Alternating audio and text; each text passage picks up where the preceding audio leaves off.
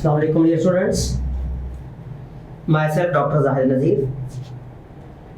Dear students, in previous lecture we have discussed and we have completed chapter number 7 cell cycle class inter. आज हम दोबारा start करेंगे chapter number 5 first year से, that is variety of life. Section number 3, biodiversity. Biodiversity means distribution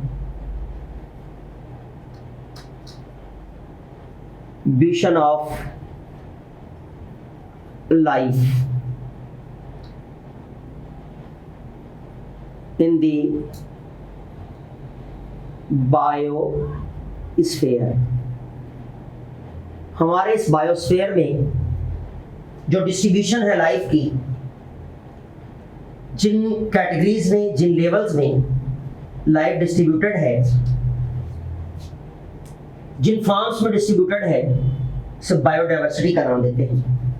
लेकिन जब हम बात करते हैं वैरायटी ऑफ लाइफ की, तो वैरायटी का मतलब होता है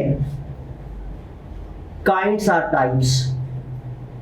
जब हम टाइप्स और काइंड्स की बात करते हैं, काइंड्स ऑफ लाइफ, या we can say that types or kinds of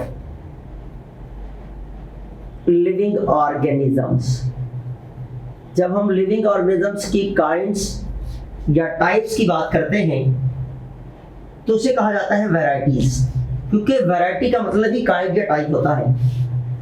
जब हम काइंड्स या टाइप्स देखते हैं लिविंग बीइंग्स की इन द बायोस्फीयर, डिस्ट्रीब्यूशन देखते हैं, तो याद रखिएगा हम डील करते हैं टैक्सोनॉमी के साथ. और टैक्सोनॉमी वो साइंस है जिसे साइंस ऑफ क्लासिफिकेशन कहते हैं. शॉर्ट सी बात है, जब हम क्लासिफिकेशन की बात, साइंस ऑफ क्लासिफिकेशन की बात करते हैं या साइंस ऑफ क्लासिफिकेशन को देखते हैं, दैट इज कॉल्ड टैक्सोनॉमी. तो बेटे याद रखिएगा, क्लासिफिकेशन जो है, classification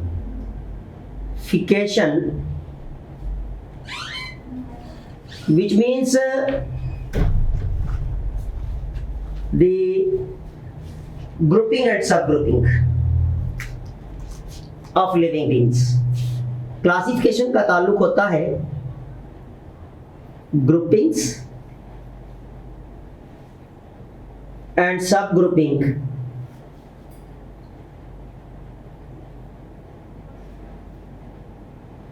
groupings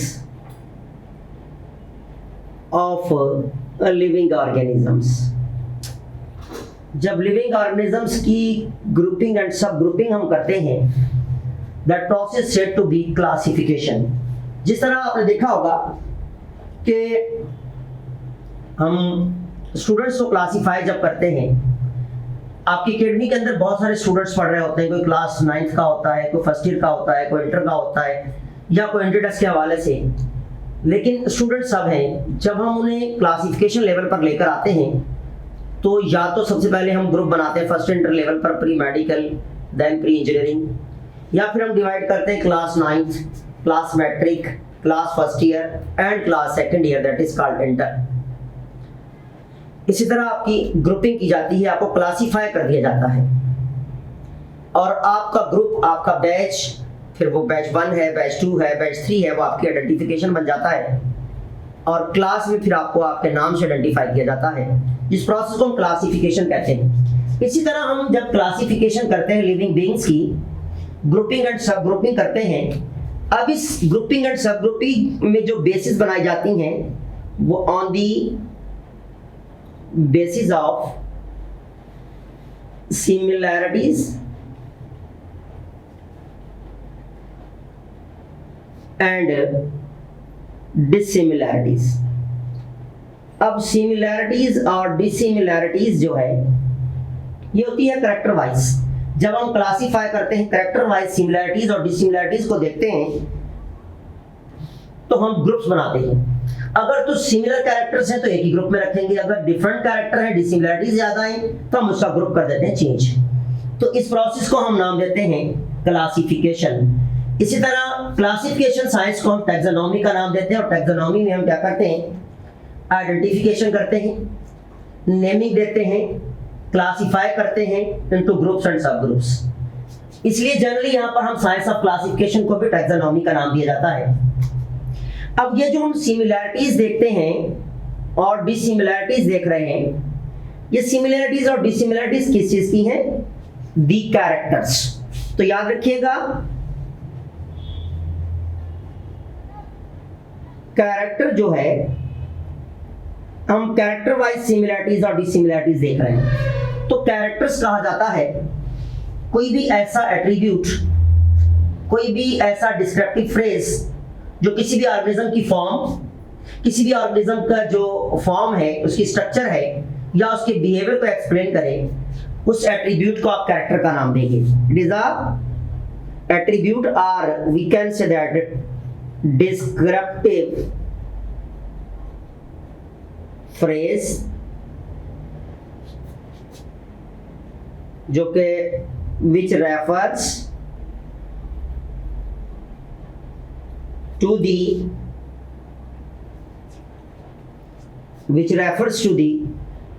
form, structure as well as the behavior of particular organism, or we can say that generally the organism। किसी भी ऑर्गेनिज्म के स्ट्रक्चर को, फॉर्म, स्ट्रक्चर या बिहेवियर को एक्सप्लेन करने वाला फ्रेज या एट्रीब्यूट, उसे हम कैरेक्टर का नाम देते हैं। तो हम कैरेक्टर वाइज सिमिलैरिटीज और डिसिमिलैरिटीज देखते हुए लिविंग बीइंग को क्लासिफाई करते हैं। ये साइंस को मैंने पहले ही बताया आपको कि हम टैक्सोनॉमी का नाम देते हैं। इसी से हमें पता चलता है कि काइंड्स और टाइप्स जो है वो लाइफ हमारी इस यूनिवर्स में कितनी काइंड्स एंड टाइप्स पर मुश्तमिल है। तो जब हम इन कैरेक्टर्स की और टैक्सोनॉमी डील करती है सिमिलैरिटीज और dissimilarities, it means expression of characters पर। तो जब हम बात करते हैं एक्सप्रेशन ऑफ कैरेक्टर्स की, तो याद रखिएगा एक्सप्रेशन ऑफ कैरेक्टर्स से ही हमें अंदाजा होता है कि क्या सिमिलैरिटीज हैं और क्या डिसिमिलैरिटीज हैं। अब जब हम कैरेक्टर्स की बात करते हैं, फॉर एग्जाम्पल यहां पर हम एक कोई भी कैरेक्टर देखते हैं और देन देखते हैं उसकी एक्सप्रेशन। बेटा याद रखिएगा इन केस ऑफ कैरेक्टर्स, जिस तरह आपकी बुक में एग्जाम्पल दी गई है, दी कोरोला कलर। अब कोरोला कलर क्या है, एक कैरेक्टर है। कोरोला कलर क्या है, एक कैरेक्टर है, ठीक है। और कोरोला कलर का रेड होना दैट इज एक्सप्रेशन। अब कोरोला कहते हैं, यू नो वेरी वेल, जितनी भी कलेक्टिवली पेटल्स होती हैं लीव्स में, that is called as corolla, और उस कोरोला कलर का रेड होना दैट इज एक्सप्रेशन। अब वो रेड भी हो सकता है, या फॉर एग्जांपल ब्लू होना दैट इज एक्सप्रेशन, येलो होना दैट इज एक्सप्रेशन। तो हम कैरेक्टर, कलर को कैरेक्टर कह रहे हैं। इसी तरह हमारे पास जो है वो that is blood grouping, blood group. अब ब्लड ग्रुप क्या है, एक कैरेक्टर है, और blood group A or B या ए बी होना या फिर ओ होना दैट इज द एक्सप्रेशन। इस तरह बहुत सारे पर्सन हैं, हम चाहते हैं इनको ब्लड ग्रुपिंग बेसिस पर अलग किया जाए, सेपरेट किया जाए, या उनकी ग्रुपिंग की जाए। तो हम उनका ब्लड, जब ब्लड ग्रुप देखते हैं उसमें एंटीजीन देखते हैं। जिनके पास एंटीजीन ए होता है उसको ब्लड ग्रुप ए में रख देते हैं, जिनके पास बी होता है उनको ब्लड ग्रुप बी में रख देते हैं, जिनके पास दोनों एंटीजीन होते हैं उनके पास उन्हें दोनों में रखेंगे, उन्हें रखेंगे ए बी में। और जिनके पास एंटीजीन नहीं होगा हम कहेंगे this is blood group D O. तो इसी तरह हमारे पास जो है वो इन केस ऑफ प्लांट्स में अगर नेक्स्ट एग्जांपल लें तो that is the petal length. Petals आपको पता है कलर लीव्स को कहते हैं, लेकिन जो petal length that is the 5 centimetre और 6 सेंटीमीटर और 8 सेंटीमीटर, ये इसकी एक्सप्रेशन है। तो इसी तरह जब हम कैरेक्टर्स और एक्सप्रेशन को देखते हैं तो हमें सिमिलैरिटीज और डिसिमिलैरिटीज का अंदाजा होता है और हम इजीली क्लासिफाई कर सकते हैं। अगर तो सिमिलैरिटीज ज्यादा हैं तो हम एक ही ग्रुप में रखेंगे, और डिसिमिलैरिटीज ज्यादा हैं हम उन्हें डिफरेंट ग्रुप्स में रखते हैं। इसी तरह जब हम बात करते हैं दी नीड्स ऑफ क्लासिफिकेशन की, तो याद रखिएगा नीड्स ऑफ क्लासिफिकेशन में, नीड्स ऑफ क्लासिफिकेशन, तो बेटा नीड्स ऑफ क्लासिफिकेशन में सबसे पहले तो हम लिविंग बीइंग्स के दरमियान to determine the similarities and dissimilarities, similarities और डिसिमिलैरिटीज को देखने के लिए हम क्लासिफाई करते हैं as well as harmful and beneficial aspects को देखने के लिए किसी भी लिविंग बीइंग के हम क्लासिफाई करते हैं इनटू डिफरेंट ग्रुप्स, उसे आइडेंटिफाई करते हैं, उसे नाम देते हैं। तो दीज आर द नीड्स। अब नीड्स क्या, लिविंग बीइंग्स तो बहुत सारे, लेकिन हम उसे आइडेंटिफिकेशन के लिए, उन्हें क्लासिफिकेशन के लिए, उनके डिफरेंट एस्पेक्ट्स को देखने के लिए हम क्लासिफाई करते हैं। तो ये हमारे पास कहलाती है नीड्स ऑफ। यानी एक तो हम देखेंगे, कंपेयर करेंगे सिमिलैरिटीज कौन सी, दूसरा डिसिमिलैरिटीज कौन सी हैं। देन हम देखेंगे उसके हार्मफुल एस्पेक्ट्स कौन से हैं और उसके बेनिफिशियल एस्पेक्ट्स कौन से हैं, ताकि उसे हम आइडेंटिफाई कर सकें कि this living being is beneficial for us or harmful for us, which type of characters are beneficial and which type of character are harmful. So these are the needs. लेकिन जब हम बात करते हैं बेसिस ऑफ क्लासिफिकेशन की, तो बेटा याद रखिएगा जब बेसिस ऑफ क्लासिफिकेशन, तो बेटा जब हम क्लासिफिकेशन करते हैं, you know very well, classification में हम लोग कैरेक्टर्स और उसकी एक्सप्रेशन देखते हैं, कोई ना कोई बेस बनाते हैं। जिस तरह मैंने आपको पीछे एग्जांपल दी कि आपको अगर क्लासिफाई किया जाता है आपके जो है वो सेंटर में, ये this is MCAT batch 1, batch 2, batch 3, तो आपकी ये क्या है, बैच 1 जो है उसके स्टूडेंट बैच 2 से डिफरेंट हैं, उनका कोर्सेज के हवाले से, उनके टीचर्स के हवाले से डिफरेंसेस होगा, या फिर प्री मेडिकल वाले, प्री इंजीनियरिंग वालों के से डिफरेंट हैं। तो याद रखिएगा हम बेस बनाते हैं, यहाँ पर हम बेस बनाते हैं। फॉर एग्जांपल एक हम स्टूडेंट ग्रुप बना देते हैं प्री इंजीनियरिंग, इट मींस वो मैथमेटिक्स पढ़ने वाले स्टूडेंट हैं, और दूसरा प्री मेडिकल, इट मींस वो बायोलॉजी पढ़ने वाले स्टूडेंट्स हैं। तो हमने कोर्स को बेस बनाया। इसी तरह जब हम लिविंग बीइंग को क्लासिफाई करते हैं तो हम उसकी बेसिस बनाते हैं। जैसा कि अगर हम बेसिस की बात करें, जो आपकी बुक में बेसिस डिस्क्राइब की गई हैं, दैट इज नंबर 1 होमोलॉजी, दूसरी है बायो केमिस्ट्री, और तीसरी है साइटोलॉजी, और जो चौथी बेस है दैट इज जेनेटिक्स। ओके, तो ये हमारे पास बेसिस हैं जिन बेसिस पर हम मोस्टली क्लासिफाई करते हैं लिविंग बीइंग को, जिन्हें स्टेप वाइज हम एक्सप्लेन करेंगे। जिनमें सबसे पहले अगर हम देखें तो याद रखिएगा हमने सबसे पहले जो देख रहे हैं that is homology. Number first base देखेंगे होमोलॉजी। याद रखिएगा होमोलॉजी कहते हैं साइंस ऑफ या स्टडी ऑफ होमोलॉगस ऑर्गन्स, या science of homologous organs, science of homologous organs. जब हम होमोलॉगस ऑर्गन्स की स्टडी करते हैं तो that is called as the homology. अब होमोलॉगस ऑर्गन्स क्या है, याद रखिएगा, होमोलॉगस ऑर्गन्स जो है, होमोलॉगस ऑर्गन्स, तो बेटा होमोलॉगस ऑर्गन्स जो है वो ऑर्गन्स जिनकी organs similar in origin, similar in origin, anatomical structure,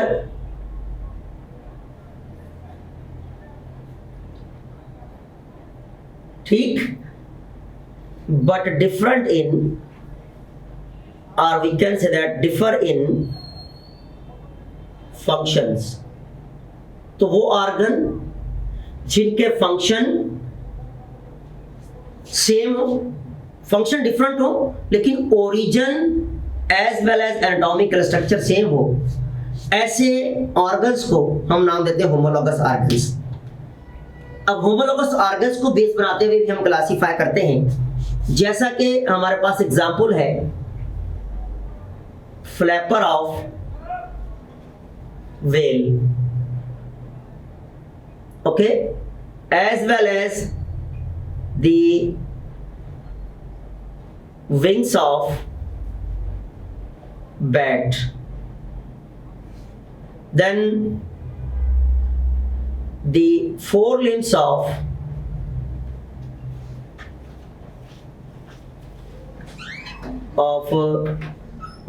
cat and arms of man। तो बेटा याद रखिएगा ये वो ऑर्गन है जिनका ओरिजिन सेम है। Origin means they are originate from the lower base of neck and from the upper thoracic region, और इनकी जो एनाटॉमी होती है, जो बोन्स अरेंजमेंट होती है, वो नियर बाय सेम होती है। अब ओरिजिन भी सेम है, एनाटॉमिकल स्ट्रक्चर भी सेम है, but they are function wise different. जैसा कि flapper of whale used for swimming, the wings of bat for flying, the forelimbs of cat for walking, and arms of man for catching, for holding, for grasping at different purpose. अब देखें इनके function बहुत सारे different हैं, function different है लेकिन anatomical arrangement same है। तो इसी बेस पर अगर हम देखें तो हमारे पास व्हेल, बैट, कैट, मैन, ये चारों एक ही क्लास से ताल्लुक रखते हैं, दैट इज क्लास मैमिलिया। तो इसी तरह हम क्लासीफाई कर सकते हैं होमोलॉगस ऑर्गन की बेसिस पर भी। देन हमारे पास है बायो केमिस्ट्री। तो सेकंड बेस हमारे पास है बायोकेमिस्ट्री, जिसे आप बायो केमिकल बेस का नाम भी देते हैं। तो याद रखिएगा बायोकेमिकल बेस जो है इसमें हम क्लासीफाई करते हैं लिविंग बीइंग्स को on the basis of biomolecules, इसलिए बायोकेमिकल बेसिस कहते हैं। हम क्या करते हैं, बायोमॉलिक्यूल्स को कंपेयर करते हैं, और इसमें जो हम टेक्निक्स इस्तेमाल करते हैं वो टेक्निक्स है क्रोमैटोग्राफी, और अदर टेक्निक है electrophoresis.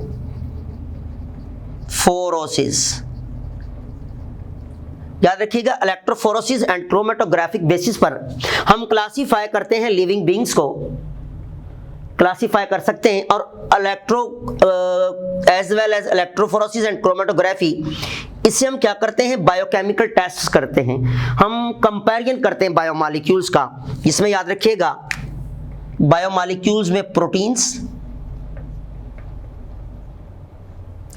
As well as proteins में याद रखिएगा एंटीबॉडीज आ जाती हैं,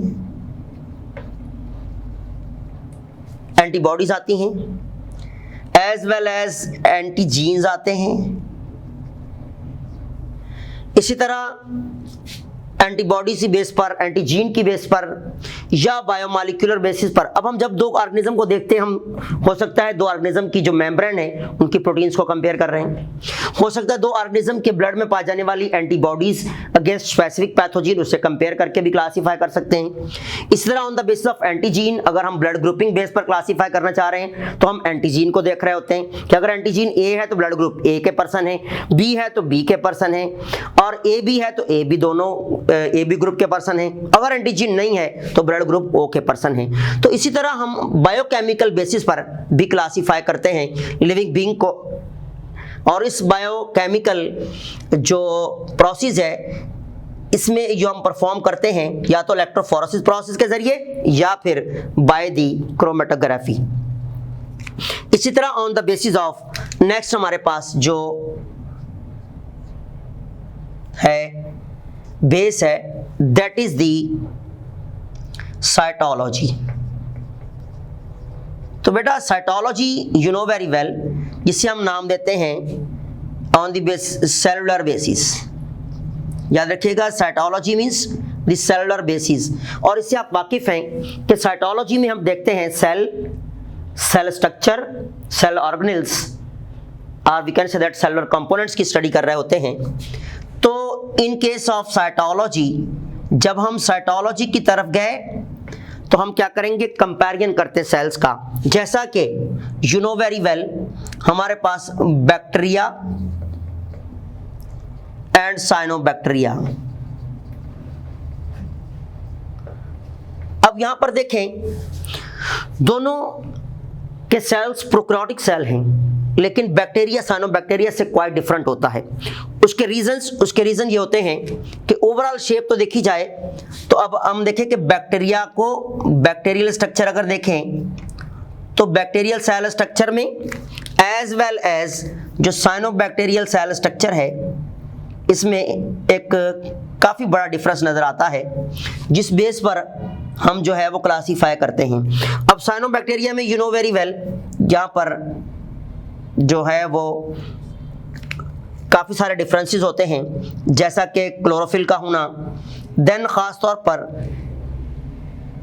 जो साइटोप्लाज्म है उसका डिफरेंशिएट होना दो रीजन में, जिसको सेंट्रोप्लाज्म एज वेल एज द क्रोमोप्लाज्म कहते हैं। तो जब हम क्लासिफिकेशन देखते हैं, जब हम साइटोलॉजिकल सेल स्ट्रक्चर बेसिस पर क्लासीफाई करते हैं, इसी तरह मींस प्रोकैरियोट्स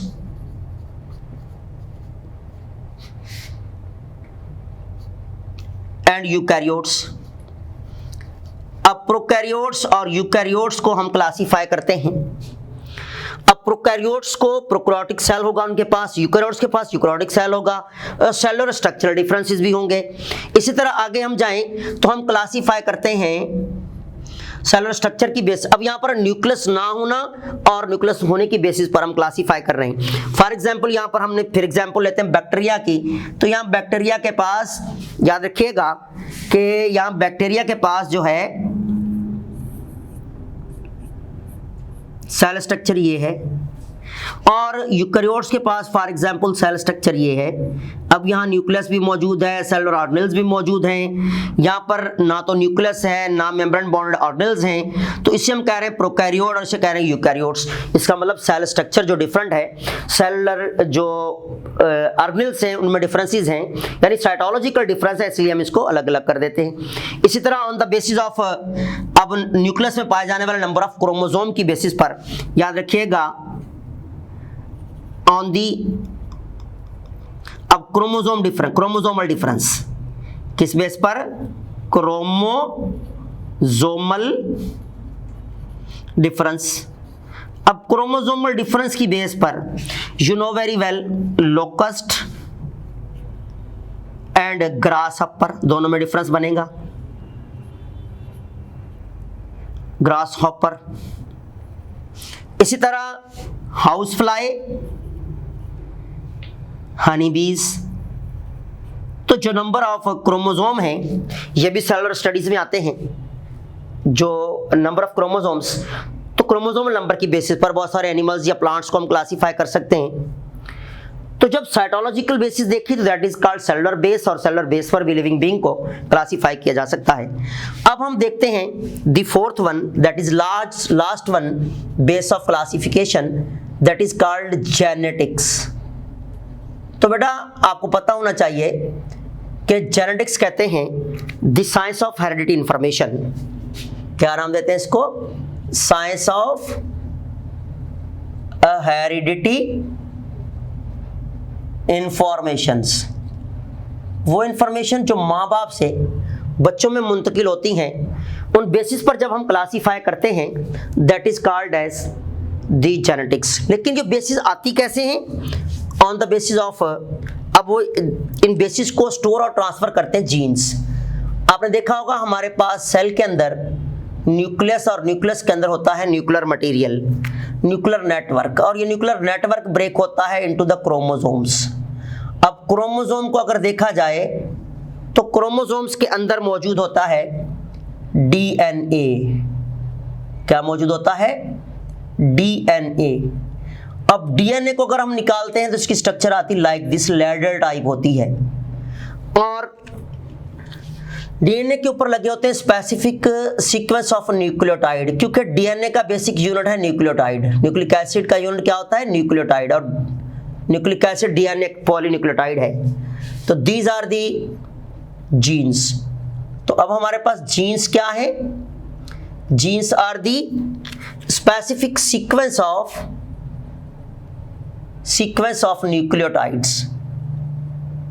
ये न्यूक्लियोटाइड सीक्वेंस जो है ये डिफरेंट कैरेक्टर्स को एक्सप्रेस करती है, जिन्हें हम जीन्स का नाम देते हैं। अब हमने यहाँ पर क्या नाम दिया है? इसको जीन का नाम दिया है। तो जब हम क्या करते हैं, सीक्वेंस ऑफ डीएनए कंपैरिजन करते हैं दो लिविंग बीइंग की, sequence of nucleotides in the DNA, हम कंपैरिजन करते हैं ऑफ टू डिफरेंट ऑर्गेनिजम्स, तो हम उसे क्लासीफाई करते हैं। अब याद रखिएगा, इसी में जेनेटिक्स में, बायोटेक्नोलॉजी में एक टेक्निक हम लेते हैं, that is DNA fingerprinting. DNA finger printing का नाम देते हैं। तो डीएनए फिंगरप्रिंटिंग में हम क्या देख रहे होते हैं? सीक्वेंस देख रहे होते हैं, इंट्रॉन और एक्सॉन लेंथ देख रहे होते हैं। जो अब आप स्टडी करेंगे डीएनए की, तो आपको पता होना चाहिए यूकैरियोटिक डीएनए में कुछ नॉन जीन कैरिंग रीजन होते हैं, उनको इंट्रॉन कहते हैं, और जो जीन कैरिंग रीजन होते हैं उनको एक्सॉन कहते हैं। तो ये हम कंपैरिजन कर रहे होते हैं। फॉर एग्जांपल दिस वन, ये हमारे पास एक डीएनए सेगमेंट है, और इसमें this is gene carrying region and this is non gene carry region. इसे हम नाम देते हैं एक्सॉन, और इसे हम नाम देते हैं इंट्रॉन। याद रखिएगा, इंट्रॉन और एक्सॉन की बेस पर हम क्लासीफाई करते हैं। ये जो लेंथ है, इंट्रॉन लेंथ स्पेशली, ये देखी जाती है डीएनए फिंगरप्रिंटिंग में। जिसकी कॉमन मिसाल देखें, जब कोई भी बड़ा डिजास्टर हो जाता है या कोई एरोप्लेन क्रैश हो जाता है, तो आपको पता होना चाहिए बॉडीज इस हद तक जल जाती हैं, कोई आइडेंटिफिकेशन नहीं रहती, ना मेल और फीमेल में डिफरेंस रहता है, ना जो है आप किस तरह उसको आइडेंटिफाई कर सकते हैं। तो फिर हम जो आइडेंटिफिकेशन फाइनल टूल निकालते हैं, that is the DNA fingerprinting. उसमें डीएनए टेस्ट होता है, और फिर हम उसे उनके वर्सा के हवाले, उसके जो डीएनए को कंपेयर करते हुए उनके जो पेरेंट्स जो होते हैं या उनके जो रिलेटिव्स होते हैं, उनके डीएनए को कंपेयर करते हैं। अगर उनका डीएनए कंपैरिजन में आता है, मोस्ट ऑफ सिमिलरिटीज आती हैं इंट्रॉन लेंथ में, तो फिर हम उन्हें जो है वो बॉडी उनके सपोर्ट कर देते हैं कि भाई दिस इज योर रिलेटिव। तो इसी तरह डीएनए जो फिंगरप्रिंटिंग है, जो इट इज जो है वो useful for the identification as well as for the classification. तो इसमें हम जो है, it is a final tool of classification. तो याद रखिएगा, अगर अब फाइनल टूल ऑफ क्लासिफिकेशन की हम बात करें, तो बेटा जब हम क्लासिफिकेशन करते हैं, हमने पीछे देखा हम होमोलॉजिकल बेस भी बना रहे हैं, बायोकेमिकल बेसिस भी बना रहे हैं, साइटोलॉजिकल बेसिस भी बना रहे हैं। जब ये सारी बेसिस नाकाम हो जाती हैं तो फिर जो फाइनल टूल ऑफ क्लासिफिकेशन है किसी भी आइडेंटिफिकेशन का, तो हम उसे लेते हैं जेनेटिक्स। तो इसलिए अगर आपके एमसीक्यूज में क्वेश्चन आपसे किया जाए कि फाइनल टूल ऑफ क्लासिफिकेशन क्या है, तो that is the genetical basis, जिसमें हम क्या करते हैं, डीएनए सीक्वेंसेस देख रहे होते हैं बिटवीन टू लिविंग ऑर्गेनिजम्स के सेल्स में, डीएनए सीक्वेंस को कंपेयर कर रहे होते हैं, या उनके जो फर्दर इंट्रॉन लेंथ है या एक्सॉन लेंथ है, जीन कोडिंग रीजन और नॉन कोडिंग रीजन, उसे कंपैरिजन करते हुए, जिसे डीएनए फिंगरप्रिंटिंग कहते हैं, तो हम क्लासीफाई करते हैं। तो ये हमारे पास थी बेसिस ऑफ क्लासिफिकेशन। अब जब हम बेसिस ऑफ क्लासिफिकेशन देखते हैं तो इसके बाद हमारे पास, याद रखिएगा, आता है प्रोसेस अब units of classification. Units of classification. तो बेटा याद रखिएगा, जब हम देखते हैं यूनिट्स ऑफ क्लासिफिकेशन, तो यूनिट्स जो होता है दैट इज ग्रुपिंग। जब हम यूनिट्स ऑफ क्लासिफिकेशन की बात करते हैं तो हमारे पास कॉन्सेप्ट आता है टैक्सोनॉमिक हायरार्की। टैक्सोनॉमिक हायरार्की याद रखिएगा कहा जाता है the ascending order of the classification of living beings into grouping and their subgrouping. That type of arrangement is called as taxonomic hierarchy. और किसी भी टैक्सोनॉमिक हायरार्की का कोई जो एक यूनिट या लेवल होता है उसे हम नाम देते हैं टैक्सॉन। तो बेटा जब टैक्सोनॉमिक हायरार्की की बात करते हैं तो याद रखिएगा हमारे पास जो टैक्सोनॉमिक यूनिट्स हैं उनमें हमारे पास सबसे पहले स्पीशीज। तो याद रखिएगा स्पीशीज क्या है, it is a group of organism, it is a group of organism, group of organism similar physiologically and biochemically and can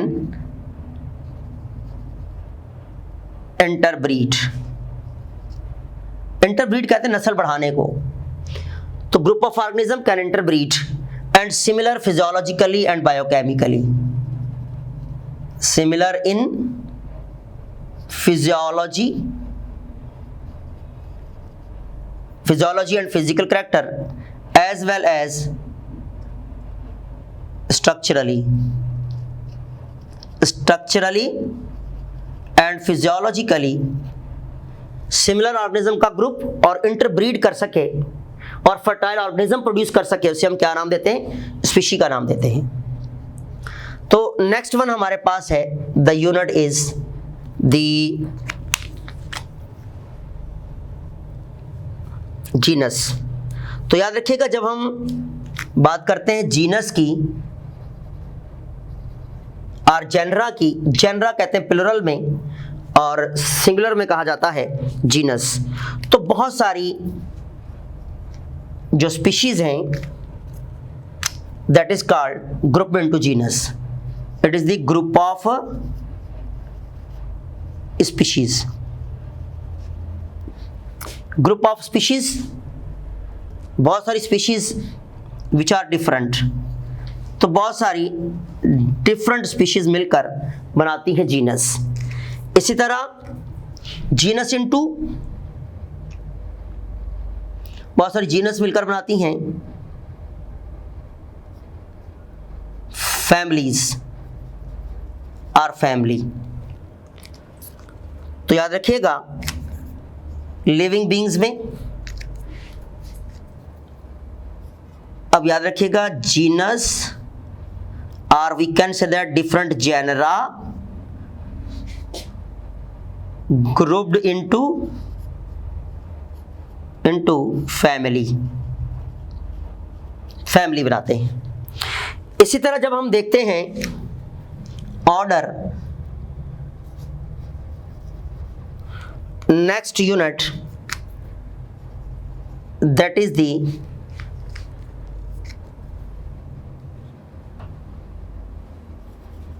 different families जो हैं इनटू ऑर्डर्स, किस में जाती हैं? बहुत सारी फैमिलीज को हम क्लासीफाई करते हैं इनटू ऑर्डर्स। इसी तरह याद रखिएगा जो ऑर्डर्स हैं दैट इज इनटू क्लास। अब number of orders into class, और बहुत सारी क्लासेस इनटू द फाइलम, और we can say that division. तो याद रखिएगा जब हम डिवीजन का वर्ड हम इस्तेमाल करते हैं for plants as well as for fungus, तो बहुत सारी जो हैं वो classes grouped into phylum, or we can say that division। तो यहां पर फाइलम किसमें? क्लासेस मिलकर फाइलम बनाती हैं, ऑर्डर्स मिलकर क्लासेस बना रहे थे, और बहुत सारे फाइलम मिलकर बनाते हैं किंगडम। तो किंगडम क्या है? Largest and finalize group of classification. बहुत सारे फाइला और we can say that the divisions. बेटा ये मिलकर क्या बनाती हैं? ये मिलकर बनाती हैं इनटू किंगडम। तो जो किंगडम बनते हैं वो बहुत सारे फाइला या डिवीजन मिलकर बनाते हैं। तो इसी तरह जब असेंडिंग ऑर्डर हम देखते हैं या डिसेंडिंग ऑर्डर देखते हैं, जब हम ऑर्डर ऑफ क्लासिफिकेशन देखते हैं तो उसे टैक्सोनॉमिक हायरार्की कहा जाता है। और each unit of taxonomic hierarchy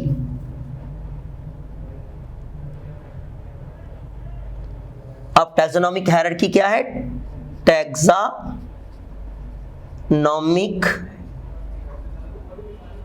hierarchy याद रखिएगा, it is a order of classification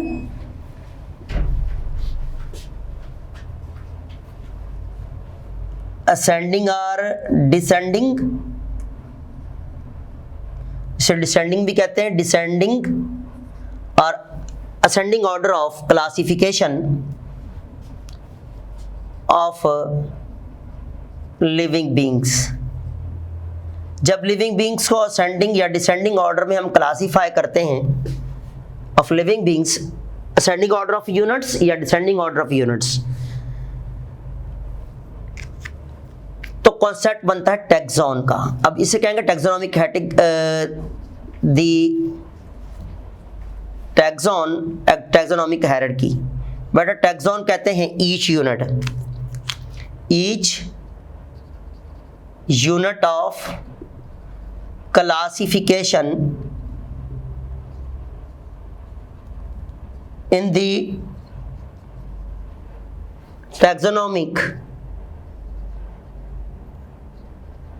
hierarchy or hierarchy is called taxon। तो कोई भी एक, अब स्पीशी भी एक टैक्सॉन है क्योंकि ये हायरार्की का यूनिट है, जीनस भी एक टैक्सॉन है। तो याद रखिएगा टैक्सोनॉमिक हायरार्की के अंदर मौजूद जो भी एक यूनिट है that is called as the taxon, क्योंकि यहाँ यूनिट की बात कर रहे हैं। तो जब हम ऑर्डर ऑफ देख रहे होते हैं that is called taxonomic hierarchy. जैसा कि आपकी बुक में भी क्लासिफिकेशन की गई है, तो यहाँ पर हम क्लासीफाई करते हैं हाउस फ्लाई की टैक्सोनॉमिक हायरार्की देखते हैं, हाउस फ्लाई। तो जब हम डिसेंडिंग ऑर्डर में फॉर एग्जांपल, तो डिसेंडिंग ऑर्डर ऑफ क्लासिफिकेशन को भी टैक्सोनॉमिक हायरार्की कहते हैं। तो सबसे पहले kingdom,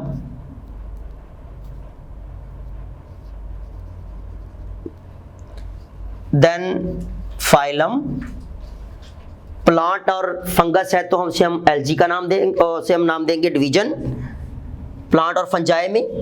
then in case of class then order then family then genus और देन स्पीशी। तो बेटा याद रखिएगा, जब हम क्लासिफिकेशन की बात कर रहे हैं और हाउस फ्लाई की क्लास टैक्सोनॉमिक हायरार्की देख रहे हैं, तो किंगडम जो है दैट इज एनीमिलिया, ठीक है।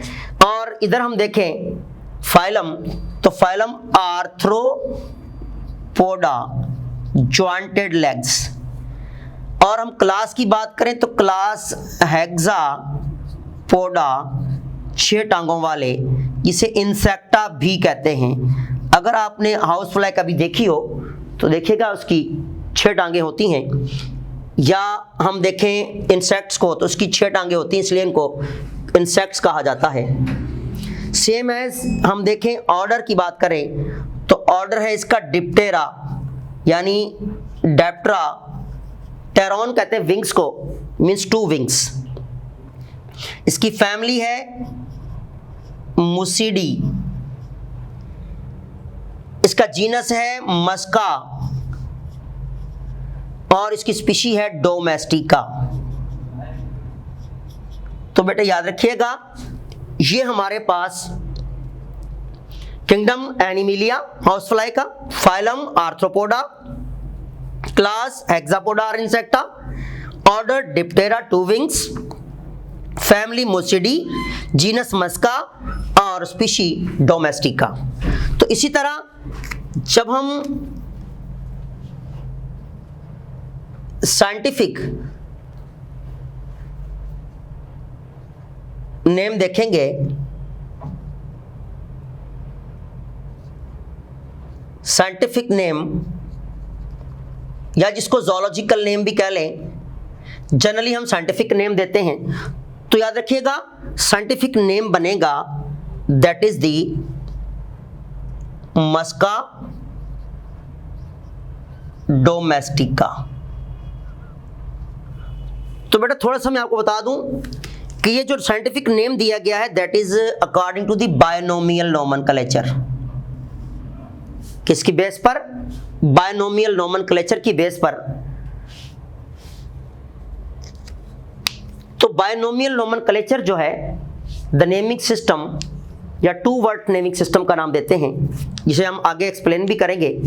लेकिन यहां से थोड़ा सा मैं आपको बताता जाऊं कि साइंटिफिक नेम में एक जीनस आता है और दूसरा डोमेस्टिक का, दोनों मिलकर यानी कि स्पीशी आती है। जिस तरह Musca is the genus and the domestica is the species.